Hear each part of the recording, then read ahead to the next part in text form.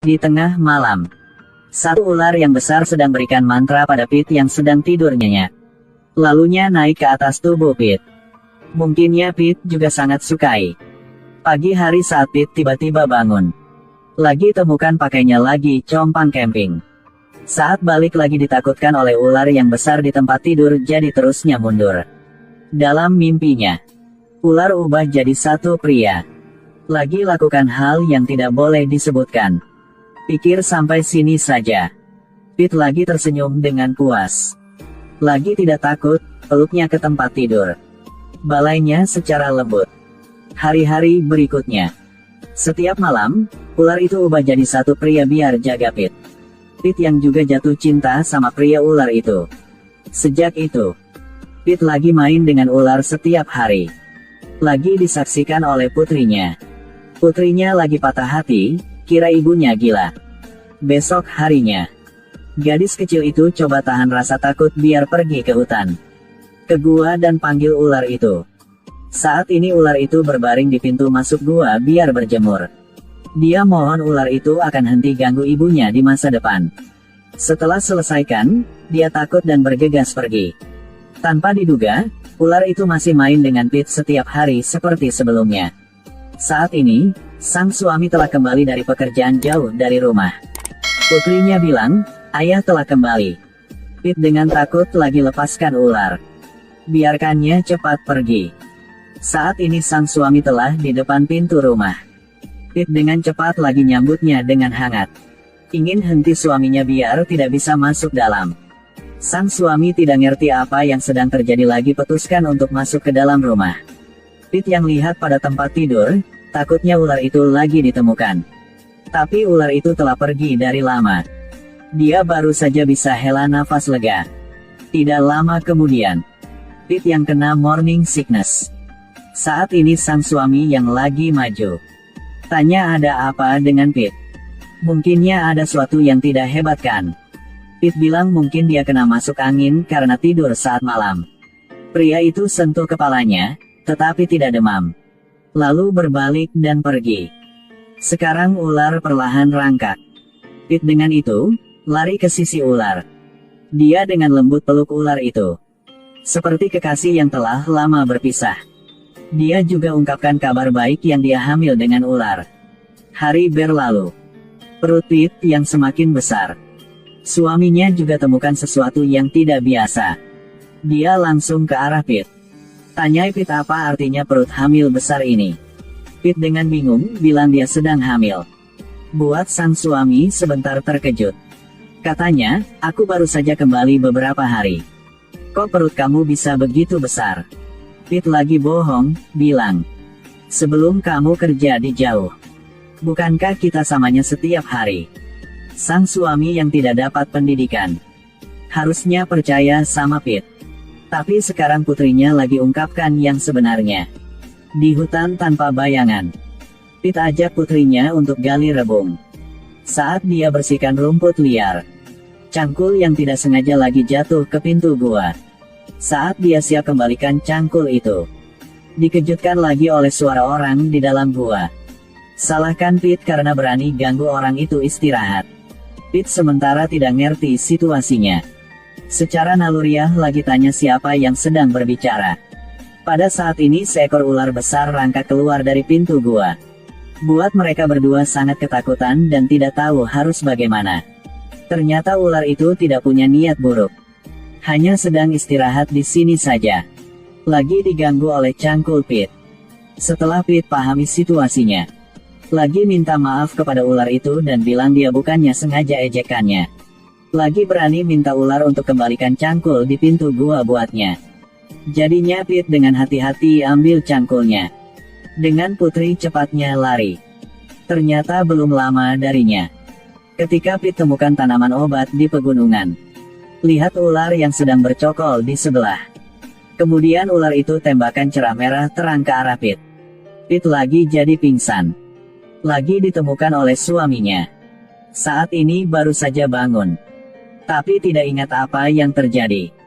Dari itu sampai sini, setiap hari Pete yang peluk ular itu dan tidak pernah lepaskannya.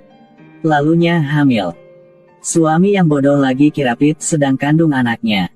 Tanpa diduga, putrinya lagi bilang apa yang terjadi pada ayahnya. Tiba-tiba sang suami rasa dia yang sedang ditipu. Tetapi di bawah upaya putrinya untuk tahan diri, dia hanya tekan amarah dan lepaskannya. Hari itu, sang suami yang kembali dari berburu di luar, maunya ngecek Pete. Saat ini Pete sedang masak nasi. Lihat kembalinya suami yang menang. Dia dengan senang hati tanya kepada suaminya apa yang ada di dalam tas.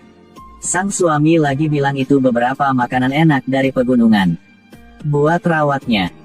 Jadi suami masak sendirinya. Pete yang tidak tahu lagi ambil daging ular di tangan.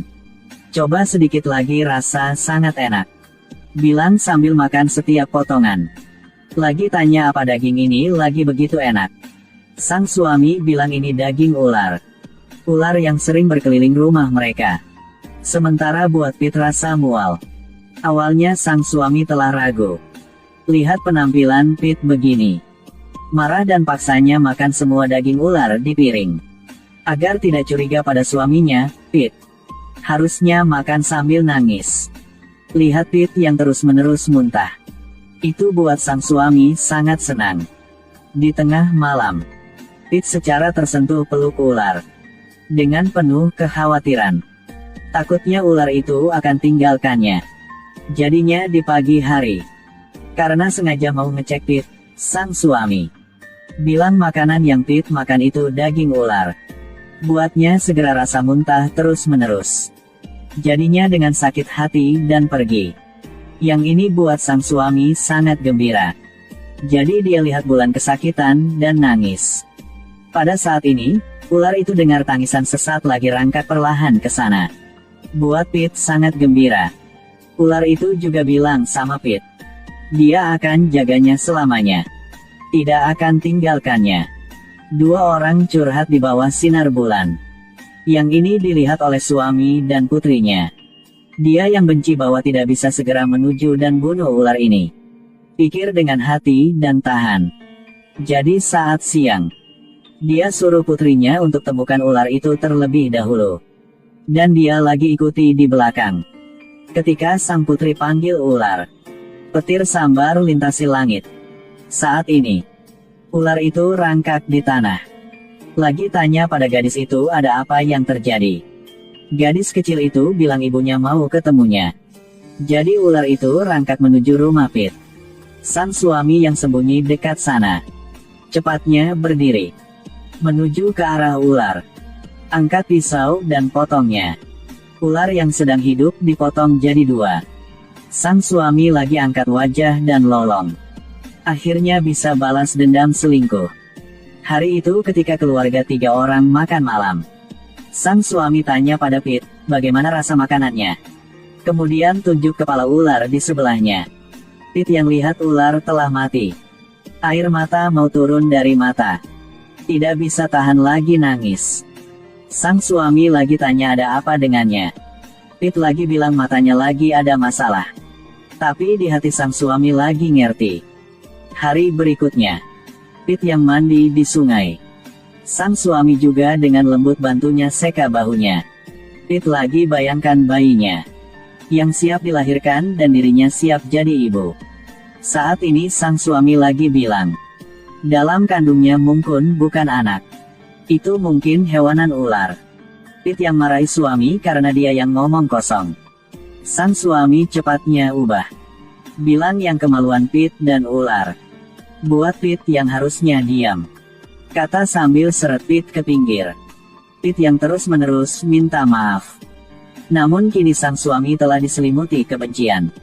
Tidak peduli apa yang Pete minta, lagi keluarkan pedangnya.